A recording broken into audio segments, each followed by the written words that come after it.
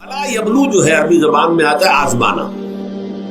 خلق الموت والحیات لیبلوکم ایکم احسن عملا. یہی معنی ابتلا کے بھی. ابتلا یبتلی آزمانا.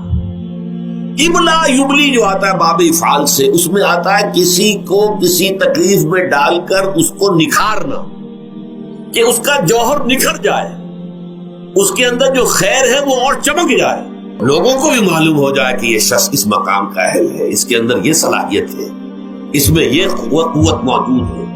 تو یہ گویا کہ اہل ایمان کی صلاحیتوں کو نکھارنے کے لیے اور ان کے درجات کی ترقی کے لیے بھی اللہ تعالیٰ دنیا کے اندر یہ مصیبتیں اور امتحانات جو ہیں آزمائش کے حوالے سے افراد پر بھی اجتماعی طور پر بھی لاتا ہے. اور ایک اس کا اور بھی ہے، اہل ایمان پر اس طرح کے ابتلا و آزمائش کی ایک نوعیت اور بھی ہے، اور وہ یہ ہے کہ جو بھی آپ سے غیر ارادی طور پر، یا یہ کہ آپ نے کوئی گناہ ارادی طور پر بھی کر لیا، اللہ تعالیٰ اس کی سزا اسی دنیا میں دے کر آخرت کی سزا سے محفوظ کر دے. گویا کہ اس سے بڑا خیر کیا ہوگا؟ یہاں کی سزا کیا ہے؟ جھیل لی آپ نے، بخار آ گیا، ٹانگ ٹوٹ گئی، چلیے 3 مہینے آپ بستر پر پڑے رہے نا، اور کیا ہوا؟ کچھ نہیں. لیکن یہ کیا آخرت کی سزا ملتی ہے؟ بہت عظیم. لہذا کفارہ بناتا ہے اللہ تعالیٰ ان جو بھی گناہ ہو گئے، غلطیاں ہو گئی ہیں، ان کا کفارہ اللہ تعالیٰ بندہ مومن کے لیے. حضور کی ایک حدیث ہے، اس کا متن مجھے اس وقت یاد نہیں ہے، کہ مومن کا معاملہ عجیب ہے. اسے کوئی تکلیف پہنچتی ہے، صبر کرتا ہے، وہ اس کے گناہوں کا کفارہ بن جاتا ہے، اور اگر کوئی خوبی ملتی ہے اس پر اللہ تعالیٰ کا شکر ادا کرتا ہے، اس کے درجات بلند ہو جاتے ہیں. تو یہ معاملہ جو ہے اللہ تعالیٰ کی طرف سے بندہ مومن کے حق میں خیر، کہ در حقیقت اس کے ان گناہوں کی پاداش کہ جو اس نے یہاں کر لیے ہیں، یہی دنیا میں دے کر دھو دیا جائے، پاک کر دیا جائے. جیسے آپ کو معلوم ہے دھوبی جو ہے کپڑے کو بھٹی میں چڑھاتا ہے، گرم پانی میں ڈالتا ہے کہ ڈالتا، تاکہ اس کا میل نکلے. اس کے آگے پٹکتا بھی ہے ذرا اس کو، تاکہ وہ میل اچھی طرح چھٹ جائے اس سے. اسی طرح اگر دنیا میں ہمارے میل چھٹ جائیں، دنیا میں اگر ہمارے گناہ دھل جائیں، تو یہ بڑے نفع کا سودا ہے، بڑے نفع کا سودا ہے، بڑے نفع کا سودا ہے. اس اعتبار سے آپ غور کیجئے کہ اگر یہ حقائق ہمارے سامنے رہے تو کیا کوئی تکلیف دنیا کی ہمیں بھاری محسوس ہوگی؟ ہمیں تو بتایا یہ گیا ہے کہ عسیٰ ان تکرہوا شیئا وہو خیر لکم وعسیٰ ان تحبوا شیئا وہو شر لکم واللہ یعلم وانتم لا تعلمون. ہو سکتا ہے کہ تم کسی چیز کو ناپسند کرو، ذرا آنے کہ اسی میں تمہارے لیے خیر ہے، تمہیں نہیں پتا. اور ہو سکتا ہے تم کسی چیز کو پسند کرو، ذرا آنے کہ اس میں تمہارا شر ہے، لیکن تمہیں نہیں معلوم. اللہ یعلم وانتم لا تعلمون. اللہ جانتا ہے، تم نہیں جانتے. اس حوالے سے سبردم بتو مایا خیشرا خدانی حساب کم و بیشرا. اے اللہ، اس کو کہتے ہیں تفویض. یہ سورہ تغابن کے درس میں یہ تمام مضامین تفصیل سے آتے ہیں کہ ایمان کے جو باطنی ثمرات ہیں اس میں سب سے پہلے مقام رضا ہے، پھر تفویض، توکل ہے. آپ محنت کر رہے ہیں، محنت کر رہے ہیں، محنت کر رہے ہیں، نتیجہ نہیں نکلا. ایک نتیجہ یہ نکلے، ایک بچے نے بہت محنت کی، دن رات کام کیا، فیل ہو گیا امتحان. اب صدمے سے کمر ٹوٹ سکتی ہے اس کی، لیکن نہیں. ہو سکتا ہے کہ اللہ تعالیٰ نے اسی میں میرے لیے خیر رکھی، اس لیے کہ ہماری محنت سے کچھ نہیں ہوگا، ہمارے مادی وسائل سے کچھ نہیں ہوگا، ہوگا اللہ کے اذن سے، اللہ کی مرضی سے، اللہ کی مشیت سے. یہ ہمارے لیے خاص طور پر اس اعتبار سے بہت اہم نکتہ ہے.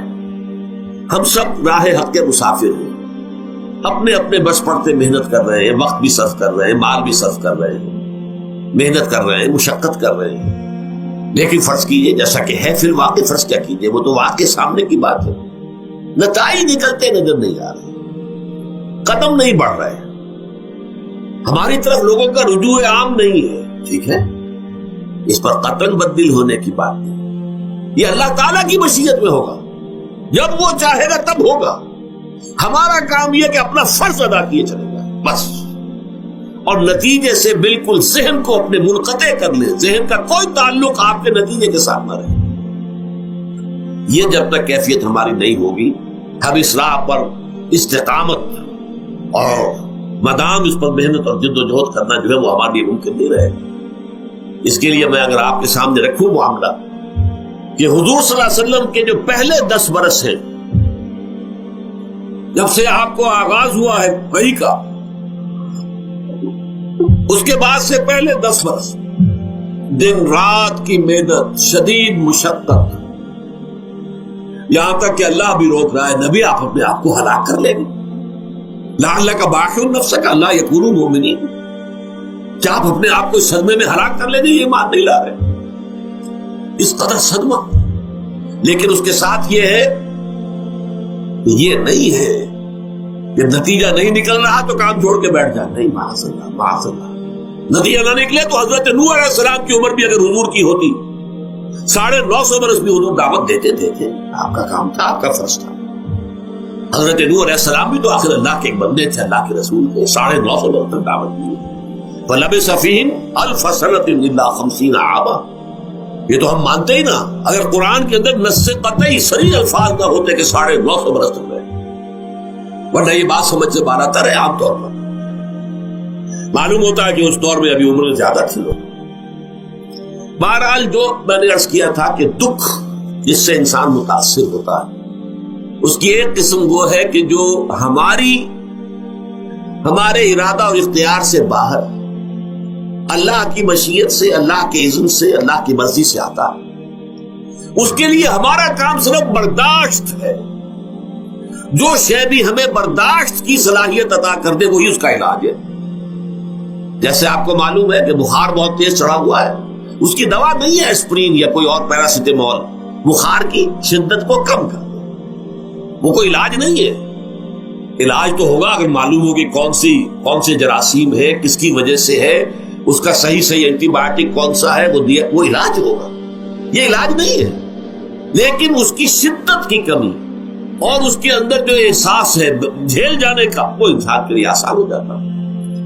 یہی مضمون آیا ہے سورہ حدید میں بھی، ما اصاب من مصیبت فی الارض ولا فی انفسکم، یہاں کھول دیا اس مضمون کو۔ میں نے عرض کیا تھا نا کہ یہ آفت سماوی بڑے پیمانے پر بھی ہو سکتی ہے، زمین میں یعنی زلزلہ آ گیا، فلڈ آ گیا، طوفان آ گیا، ولا فی انفسکم، خاص تمہاری جان میں، تمہیں بخار ہو گیا، تمہیں ٹی بی لگ گئی، تمہیں کوئی اور بیماری آ گئی، تمہیں کینسر ہو گیا، معاذ اللہ ہوتا ہے، آخر ہوتا ہے، دنیا میں انسانی زندگی کے ساتھ یہ ساری چیزیں لگی ہوئی ہیں۔ لیکن یہ چیزیں ما اصاب من مصیبت فی الارض ولا فی انفسکم، نہیں پڑتی تم پر کوئی پڑنے والی کوئی مصیبت، کوئی تکلیف، نہ پوری زمین میں بڑے پیمانے پر، نہ تمہاری جانوں میں انفرادی سطح پر، الا فی کتاب من قبل ان نبرأها، مگر یہ کہ وہ تو ایک کتاب میں، کتاب اللہ کے علم کی کتاب، ام الکتاب، اس میں پہلے سے درج موجود ہے۔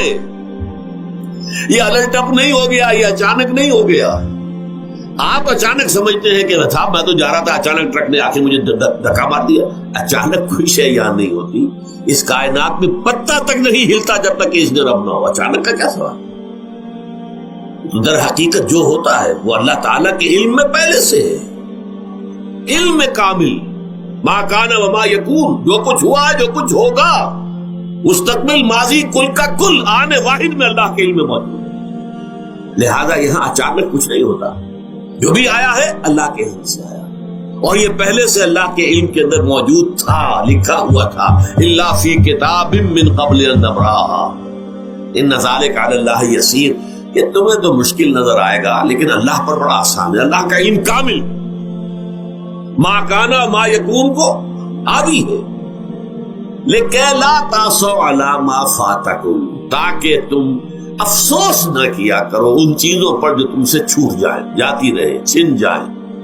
کوئی موقع تھا ہاتھ سے نکل گیا، کوئی دولت تھی اس پر ڈاکہ پڑ گیا، کوئی اور مصیبت ہے وہ آ گئی، کوئی عزیز فوت ہو گیا، اکلوتا بیٹا تھا فوت ہو گیا، وغیرہ وغیرہ۔ ما فاتکم، فات سے ہی فوتیدگی ہے نا، جو شے بھی نکل جائے، چلی جائے، ہاتھ سے جاتی رہے، چاہے وہ کوئی آپ کا عزیز تھا جو فوت ہو گیا تو آپ کے ہاتھ سے نکل گیا، یا کوئی مال تھا جو آپ کے قبضے سے نکل گیا، ڈاکہ پڑ گیا، چوری ہو گئی، نقصان ہو گیا کاروبار میں بہت بڑا، اس پر افسوس نہ کیا کرو۔ اگر افسوس کرو گے تو اس کا مطلب کیا ہوگا کہ تمہیں اللہ پر اعتماد نہیں ہے، یا تم سمجھتے ہو کہ اللہ کے سوا بھی کوئی ہے جو یہ کام کر سکتا۔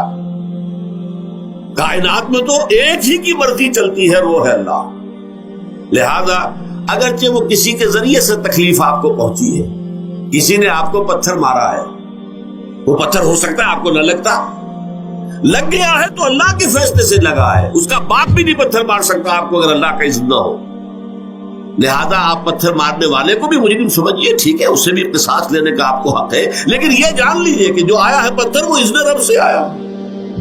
اب ظاہر بات ہے کہ اگر یہ کیفیت ہوگی تو غصہ اتنا نہیں ہوگا اس شخص پر کہ جس نے یہ کام کیا ہے، بلکہ ہو سکتا ہے آدمی مسکرا کے رہ جائے.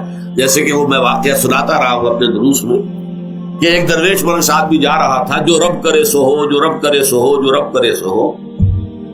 کسی شخص نے پتھر اٹھا کر دے مارا، اس کے سر پہ لگ گیا کہ اس نے پیچھے پلٹ کر دیکھا کس نے مارا. اس نے کہا مجھے کیا دیکھتے ہو، جو رب کرے سو ہو، یہ تو رب کے بعد. اس نے کہا مجھے تو یہ پتھر رب کے مارے ہی لگا ہے، لیکن میں دیکھ یہ رہا تھا بیچ میں کس کا منہ کالا ہو گیا، اپنے لیے کس نے ایک گناہ کما لیا، اپنے لیے کس نے ایک مصیبت جو ہے وہ مول لے لی، وہ بیچ میں تم آ گئے ہو. پتھر اللہ کی طرف سے آیا ہے، لیکن اس کا عذاب، اس کا وبال تم پر آ گیا.